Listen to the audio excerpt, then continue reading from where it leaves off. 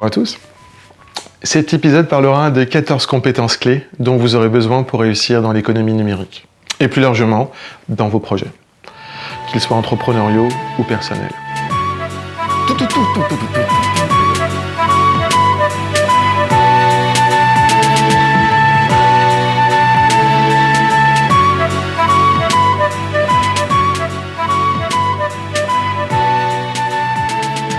Je vais parler des compétences que les entrepreneurs, les designers, les créatifs, photographes, illustrateurs, en gros tous ceux qui créent ou qui exécutent des choses en ligne, doivent maîtriser pour survivre au XXIe siècle. Je ne sais pas si vous avez remarqué, mais les pratiques professionnelles changent très vite depuis quelques temps. Vous devez vous auto-former rapidement sur les réseaux sociaux ou de nouveaux logiciels par exemple, et personne ne peut vraiment vous aider ou vous donner une procédure à suivre exacte pour savoir comment vous y prendre. Le monde professionnel est devenu vraiment compliqué. Et l'offre de compétences est devenue surabondante. Avant, la réussite était souvent synonyme d'expertise. Aujourd'hui, c'est très différent. Ça ressemble plutôt à comment les gens vous trouvent-ils sur le web, comment diriger le trafic web vers votre site, votre portfolio, votre blog, votre production artistique, comment les amener à vous faire confiance pour qu'ils vous demandent de les aider, à quoi servent et comment utiliser les plateformes sur le web pour développer votre business. Vous devez savoir utiliser Facebook, Instagram, LinkedIn, Twitter, Pinterest, pour n'en citer que quelques-uns.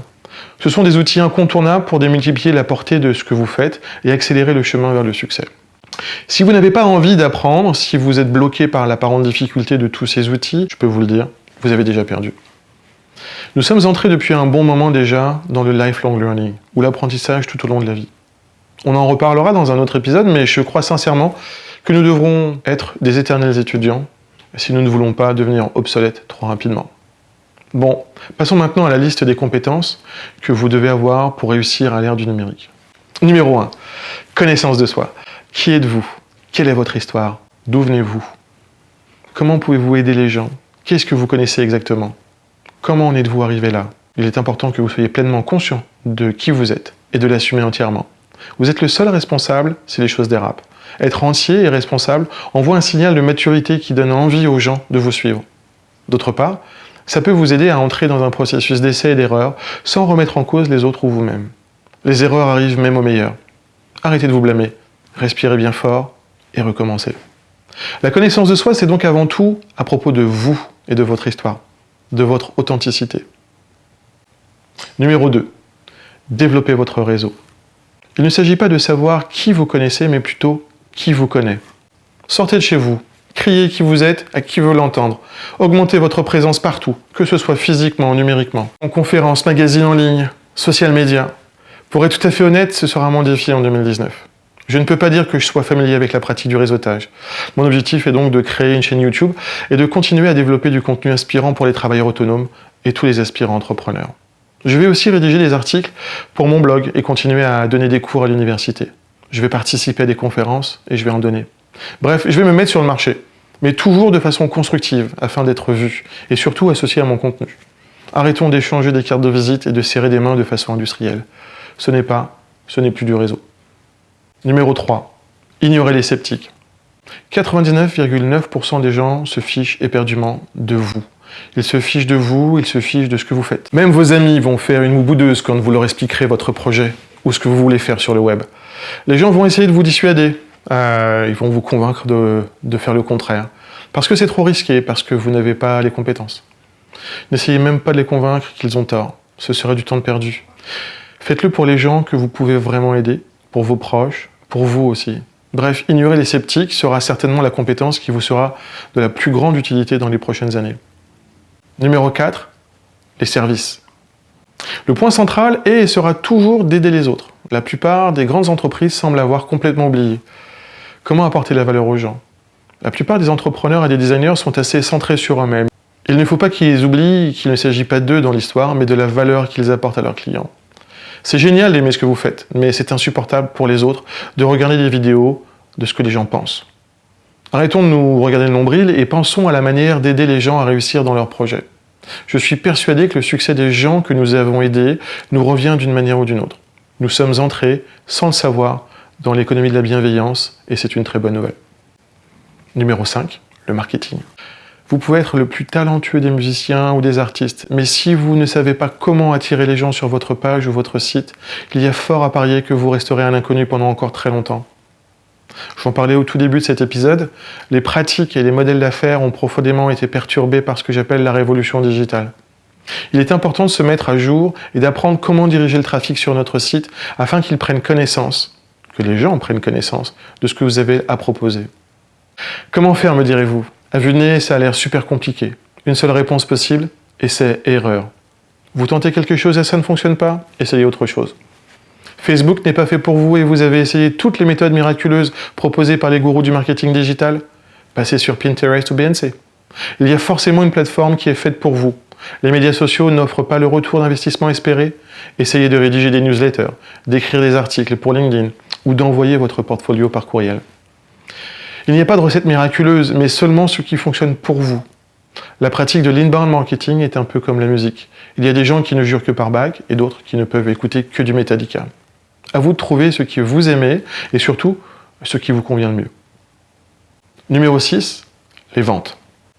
C'est peut-être contre-intuitif pour certains, mais chaque créatif, chaque entrepreneur doit avant tout être un vendeur.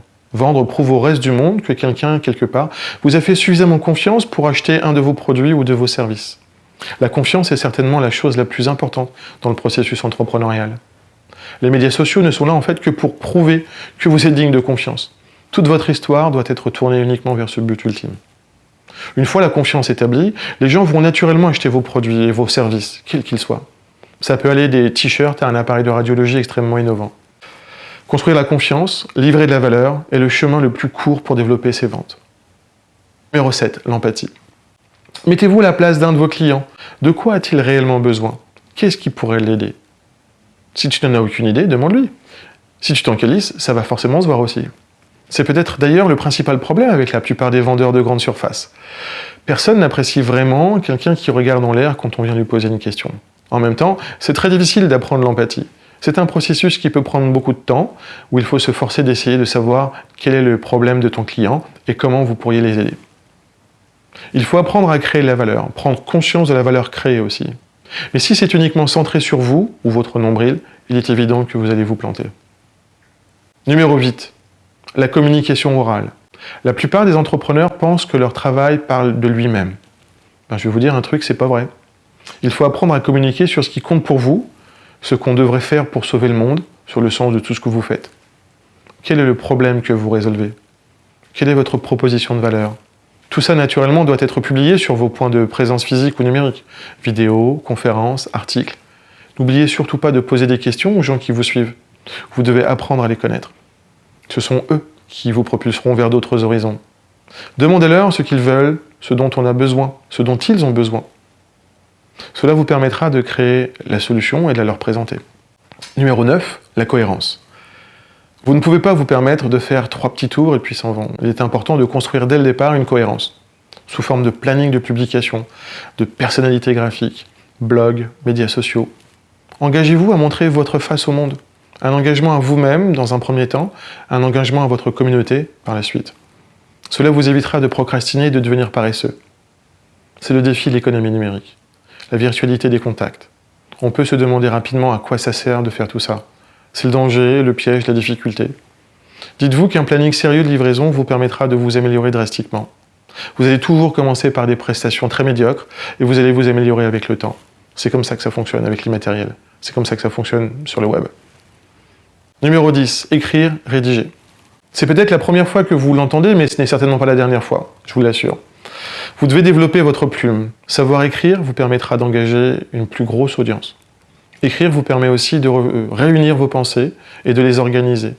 J'ai toujours un cahier dans lequel je dessine et j'écris ce qui me passe par la tête. Ça reste bien souvent à l'état de schéma, sauf quand je le mets par écrit. Ça me permet d'aller chercher le pourquoi j'écris tout ça, ou le fondement de ma pensée qui s'est évaporé avec le temps. Juste une petite statistique en ces temps de révolution digitale. Si vous montrez que vous avez rédigé, vous êtes déjà plus fort que 75% des entrepreneurs et autres designers de ce monde. Vous développez de facto votre employabilité et à terme votre profitabilité. Numéro 11, l'authenticité. Ne la jouez pas prout-prout, soyez vous-même. Intéressez-vous réellement aux gens. Les gens arrivent à détecter les faux culs et ils détestent les faux culs. N'hésitez pas à être vous-même et à raconter des histoires qui vous sont vraiment arrivées. Numéro 12, soyez intéressant. C'est peut-être une tautologie dans ce cas-là, mais le défi est effectivement d'être intéressant. Comment? Soyez humain, racontez des histoires, essayez, échouez, recommencez, découvrez d'autres horizons. C'est certainement ce qui vous rendra intéressant. Numéro 13, la peur est votre ami. Si vous avez peur, cela ne doit pas vous arrêter. Ça veut certainement dire que vous grandissez. C'est aussi le signe que vous êtes sur la bonne voie. On n'entreprend jamais en restant assis confortablement dans son fauteuil. Il s'agit bien souvent de sortir des limites de sa zone de confort.